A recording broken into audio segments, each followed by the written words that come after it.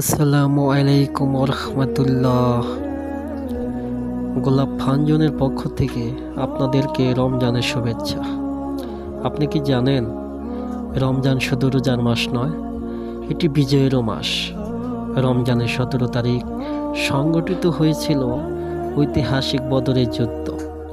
মুসলমান ছিলেন মাত্র 313 জন, আর কুরাইশ বাহিনী ছিল প্রায় 1000 জন। দেখতে গেলে জয় অসম্ভব ছিল, কিন্তু মুসলমানদের ছিল ঈমান, তাওয়াক্কুল আর আল্লাহর উপর ভরসা। আল্লাহ তাআলা ফেরেশতা পাঠিয়ে সাহায্য করেন।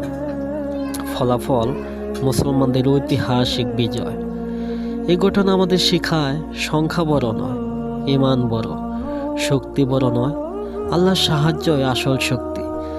তাই এই রমজানে আমরা শুধু না খেয়ে থাকবো না, আমাদের ঈমানও শক্ত করব।